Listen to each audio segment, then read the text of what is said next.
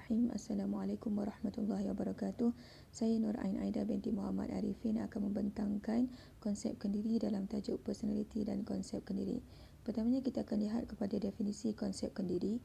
Konsep kendiri boleh didefinisikan sebagai penilaian seseorang ke atas dirinya sendiri atau bagaimana ia menganggap tentang dirinya sendiri, sama ada secara positif ataupun negatif. Menurut Veyman 1980, konsep kendiri ialah pandangan kekuatan dan kelemahan diri sendiri serta disokong dengan maklum balas tentang dirinya daripada orang lain. H.B. Perkins pula dalam bukunya Human Development and Learning 1974 berpendapat konsep diri ataupun konsep kendiri terdiri daripada persepsi, kepercayaan, perasaan, sikap serta nilai yang khusus dipegang oleh seseorang individu tentang dirinya. Amir Awang 1991 berpendapat konsep kendiri ialah integrasi antara penilaian diri sendiri, penilaian orang lain dan penilaiannya tentang tanggapan orang lain terhadap dirinya. Dari perspektif Islam, seseorang yang mempunyai konsep kendiri yang tinggi ialah orang yang beriman, berilmu dan sentiasa bertakwa kepada Allah. Sebaliknya, orang yang mempunyai konsep kendiri yang rendah ialah seperti orang yang tidak mempunyai cita-cita, penakut, pemalu, mudah putus asa, selalu mengharap orang lain, merendah diri dan tidak bertakwa kepada Allah. Kesimpulannya, konsep kendiri ini adalah tanggapan atau pandangan seseorang terhadap dirinya yang terdiri daripada penilaian, pendapat, persepsi, kepercayaan termasuk kebaikan dan keburukan dirinya. Menurut Perky dan Williams 1988, sesungguhnya tiada seorang pun dilahirkan dengan konsep kendiri. Konsep kendiri ini wujud pada bulan-bulan awal kehidupan seseorang bayi dan dibentuk secara berterusan akibat pengalaman seseorang individu yang semakin bertambah. Konsep kendiri seseorang boleh digolongkan dalam dua kategori yang utama, iaitu konsep kendiri positif dan konsep kendiri negatif.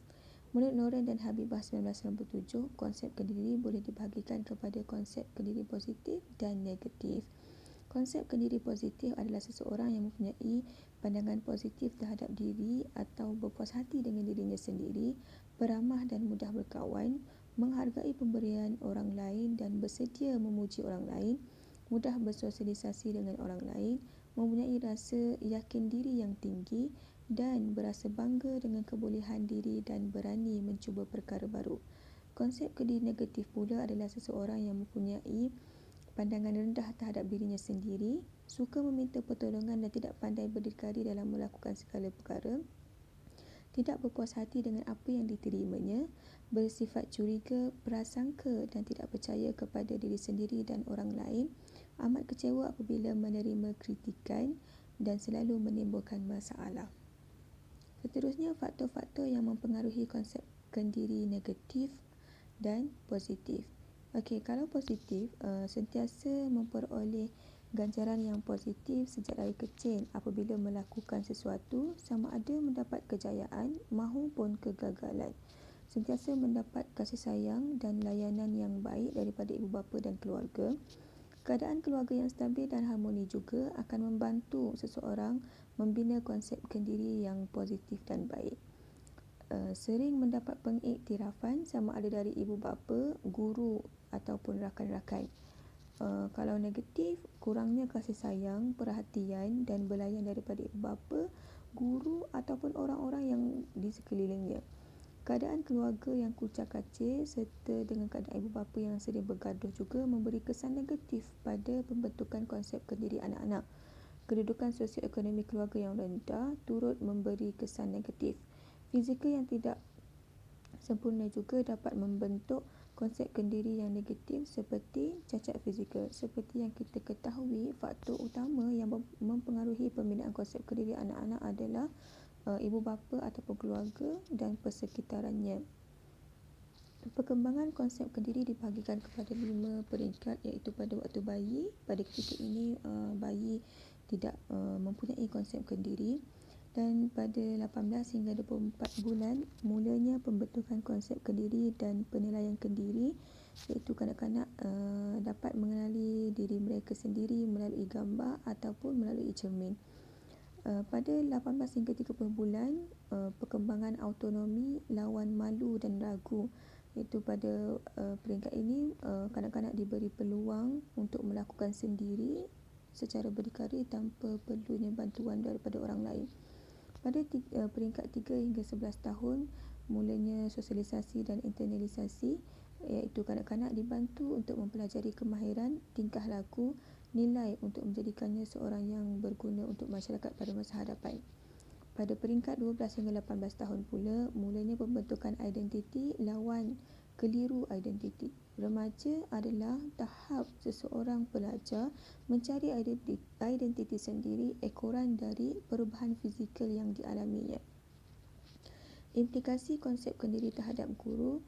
Yang pertamanya adalah guru perlu memiliki personaliti yang ceria dan berkelakuan baik, kerana didapati guru yang mempunyai personaliti yang ceria dapat mempengaruhi tahap penguasaan murid dalam bilik darjah. Yang keduanya, guru perlu memiliki sifat sosial integrasi dan menggalakkan proses pembelajaran, kerana didapati konsep kendiri di kalangan pelajar sekolah rendah adalah tinggi dan lebih positif sekiranya adanya guru-guru bersifat sebegini. Yang ketiga, guru perlu sentiasa memberi dorongan, bantuan dan motivasi kepada murid, kerana pencapaian akademik mereka dipengaruhi oleh konsep kendiri yang dibina dalam diri mereka. Seterusnya, guru juga seharusnya memberi perhatian dan penghargaan terhadap idea dan kreativiti murid serta membimbing murid yang ketinggalan supaya dapat meningkatkan keyakinan diri mereka dan supaya mereka tidak berasa terasing apabila berlakunya proses pembelajaran. Yang terakhir, implikasinya adalah pengajaran guru mestilah lebih kreatif dan fleksibel mengikut tahap penguasaan dan pencapaian murid. Pengajaran guru itu mestilah mengikuti kebolehan murid supaya mereka sentiasa menikmati pengalaman berjaya dan seterusnya meningkatkan perasaan penghargaan diri dan keyakinan diri. Daripada implikasi yang dinyatakan, terbukti bahawa sifat-sifat pribadi guru yang positif, yang ceria menjadi dominan berbanding dengan perkara-perkara lain seperti teknik pengajaran atau persekitaran kelas yang baik. Kesimpulannya, konsep kendiri setiap individu adalah berbeza dan akan berubah dari semasa ke semasa. Konsep kendiri penting kerana ia merupakan asas bagi pembentukan diri yang baik supaya seseorang individu dapat menerima kelebihan dan kelemahan yang ada. Dengan konsep kendiri juga, seseorang dapat mengawal diri daripada unsur-unsur yang tidak baik serta menunjukkan tingkah laku yang boleh diteladani kepada generasi akan datang.